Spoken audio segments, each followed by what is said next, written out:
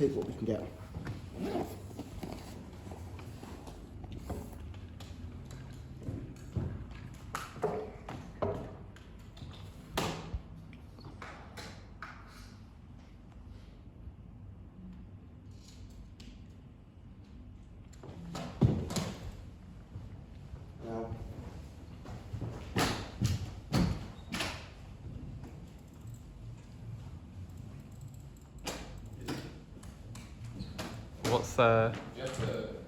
What's the problem? Oh, okay. Oh yeah, that's a good idea. Great. That's clever. If anyone wants to use your Mac, if anyone wants to use that Mac, I'm going to leave my mouse connected with the dongle Great. for people to use. Well, hello. My name is Rohit. Hi. I am a master's student here at the University of Nottingham. I study computer science and AI. And today it's talking about basically portfolio websites and why you might want to have one. So for me, it's just been a passion project to build a portfolio website because I've just seen all the cool things that other people have built. So for me, it was just building one and going through the process of actually building one. But why do you, as a computer science student, why do you need one? Well, first of all, GitHub and my aforementioned Gitty that I run, it's great. It stores your code. You can use it as a place to store and host your code on a Git service, which means it's version controlled. But someone that is new to coding, i.e. in this case, someone who's just a HR manager at a company, all they're going to see is your CV, right? And your CV is very limited. My CV is 2 pages long. Making it 3 by adding in projects in is stupid because they're not going to read 2 pages long. Most people who read CVs have like 30 seconds to a minute, and this is coming from my knowledge of a HR manager, or a couple of HR managers. A, which is basically from my placement company, who's an HR manager. He literally said that, yeah, I don't take that long, 30 seconds. And B, but it's a bit different industry, but my dad's a consultant doctor and he hires a load of people because he's part of the hiring team for his sector, and he only looks at CVs for like 30 seconds or so. That's what he said as well. So you can take the time limit as you will, but basically, if they have 30 seconds to look at your CV and it's digital and they can't see a lot, if they're going to click on that link, what link are they going to click on? Well, if they found you from LinkedIn, you only went through LinkedIn, that LinkedIn link is useless because they've already seen it. But any other links like GitHub, they're going to see it, but it's not visual. It's not visual. How do you make it visual? How do you make it they want to see it for longer? Well, that's when you get a portfolio website. So if you sit there and make one, it can be very, very handy because you can see what projects you've done, what your skills are like. In my opinion, build it yourself. Don't go be silly and say, hey, let me use Squarespace, or let me go and use WordPress, and any of these free providers sign up and make a WordPress site. No, because they can tell when you use a WordPress site. It's the format and the styling is going to be somewhat of a similar manner, right? Unless you want to go ahead and go the whole route of making your own PHP file in WordPress and making your own theme through that and things. There's tutorials on YouTube, but I wouldn't because WordPress is just very, very bloated with a bunch of things that are not necessary, but it's useful for people like, hey mum, you know what that website you wanted to make for your business, for your knitting business? Hey, let me show you how to use WordPress. That works. But for yourself and a tech student, somebody who's doing computer science, make a bloody website. Okay. Now you decided to make a website. How do you get started? Well, the first thing you should do is always, like your school teacher used to say, for any written report, they'd say, okay, plan it out, go through, write headings, write bullet points in underneath the headings, so you know exactly what to write. Well, you do the same thing for this. I'm telling you, before I started making my portfolio website, I went straight ahead and coded it in the first year. I was like, you know what, I want one. I like making websites. This is fantastic. Let me do one. And I went ahead and made one. And guess what? It was shit. No demo for that one. I could get it up actually on my website on my laptop, but if anyone wants to see what the previous one looks like, we can do that afterwards. But it was shit. The design was off, the colours were off, not really colours were off, but like it didn't really flow well together. Then I decided, I watched a bunch of YouTubers and stuff on this, and I came across a YouTuber called Kevin Powell. He showed you, in that particular video, he showed you how to use, what's it called, Figma. And I started using Figma, and I'm like, this is quite nice. I went ahead and started using Figma, which is, if anyone's heard of it, or not heard of it, it is basically a design kind of tool. And in that, you just start designing stuff. You make boxes, you start drawing, adding colours, and you start making a template and a palette. And you start doing that kind of stuff. It's absolutely very, very simple. It's just a design tool, that's all it is. Now, for that, we continue. I'll go to, oh yeah. So, if I just do,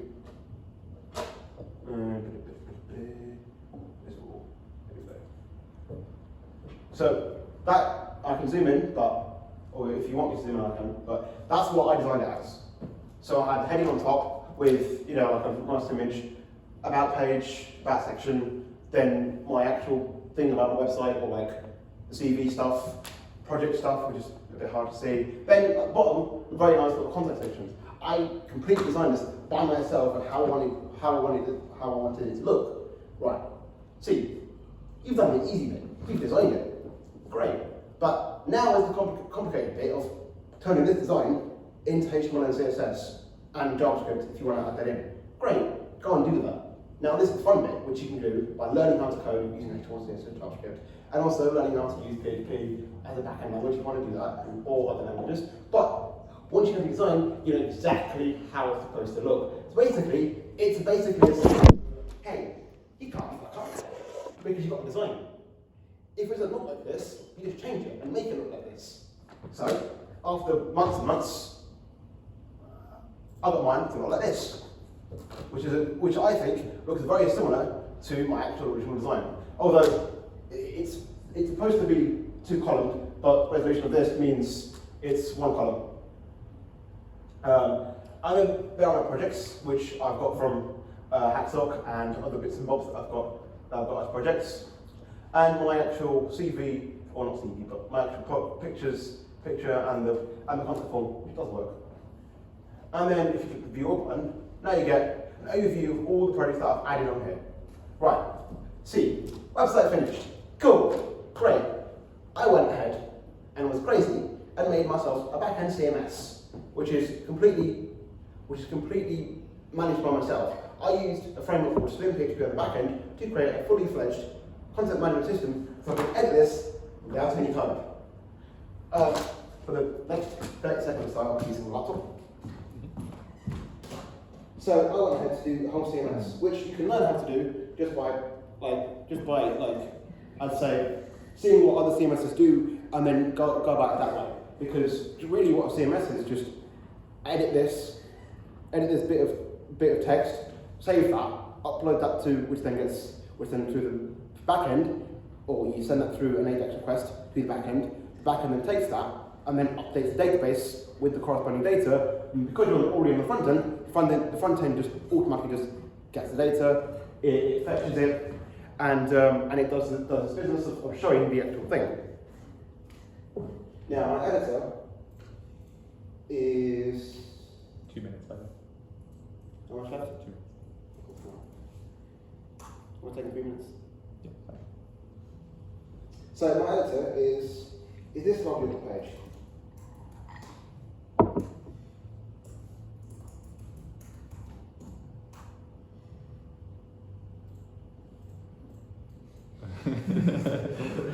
No.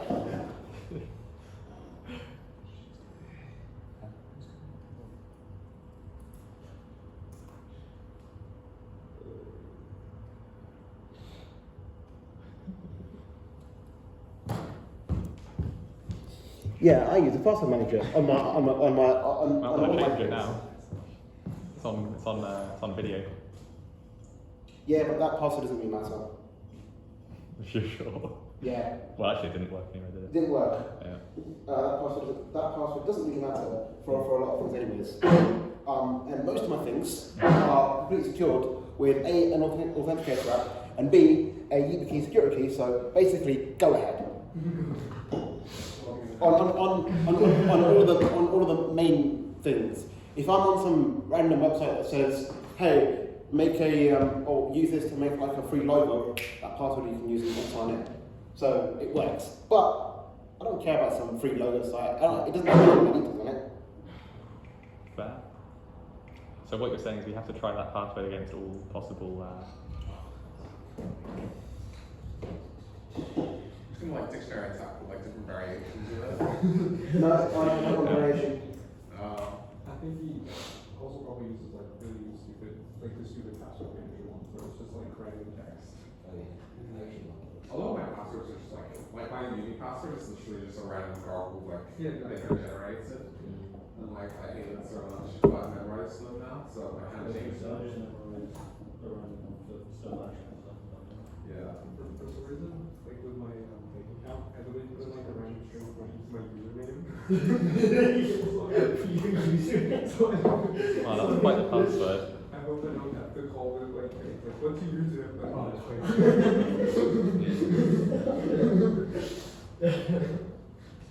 Dollar sign, no string character, X5YL. Oh, what's it called? It reminds me of that time that like Apple had like such spaghetti code that like if your last name was null, it would put in the database the value null so you don't have a last name. yeah. That sounds like a JavaScript problem. But That's what I can imagine. Wait, seriously, that that wasn't so Apple had that where like if you made an Apple ID with the last name null, the Apple ID would then very that's a cool surname. I would like that surname. I would like that surname. Null's a cool. I'm a bit for websites that no one will look. Yeah. No, yeah. I Okay. was convinced of Bobby Tables, I think. Right, we're back. I just want like an unprintable surname. Just be from any foreign country at all. Okay, so we're back. So, yeah, apologies for the small delay. But, again, I went ahead, as I said, to build myself a fully fledged, completely usable CMS myself. Which means I can go in and edit something like this and say, hello, I actually started last month on the 26th. No, the 26th. I don't know, I'll pick that date. Cool. And then if I change that, I'm going to say on the 26th. And if I go back to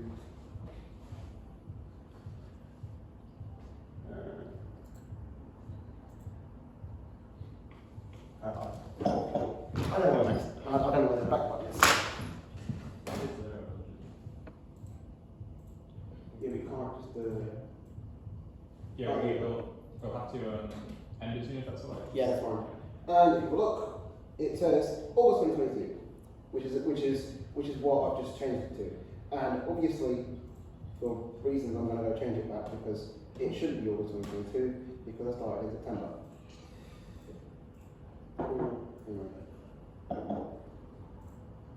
And finally, you can go ahead and build yourself a whole CMS by yourself, which is currently still work in progress because I'm going ahead and making my own blog for the whole thing. But see, you do what you want, right? Building a portfolio is necessary because in my opinion, it's necessary because employees can see it. They can see what projects you've done. They can see your talent, your skills that you've taken, and all of these things that you learn. You can then show it off in your interview and things like that, or at your job. Because see, my backend uses a REST and CRUD compatible API built in Slim PHP, Slim framework. And not everyone can build that kind of stuff. It also uses JSON Web Token authentication for the backend, which is brilliant because I've learned how to do that. But I can then take the same skills and transfer it over to a different language, like Python with Django, Python with Flask, ASP.NET, or maybe even Ruby on Rails, or or basically JavaScript and Express.js. Pick a language. I can transfer those skills and use those skills now. If you want to do the same thing, learn it and make yourself a website, because I'd say it's fantastic. Very good use of your time in the summer, obviously, but it gets you further. And my website previously got me the placement year. Even though it was unfinished, it got me the placement year because they said, "Oh, you know CSS, cool." None of us know CSS. But any questions? Okay. Thank you. Well, I guess not then. So thank you all for listening. And Thank you. So next speaker is Roy. There'll be like just a few minutes break while we get that one set up. This might be a good time if you want to go and get yourself a drink from the bar downstairs. But yeah, the next talk will begin in just a few minutes. right. Thanks, Pete. We're going to be doing that. Cool. Still can't believe we just literally made his own CMS.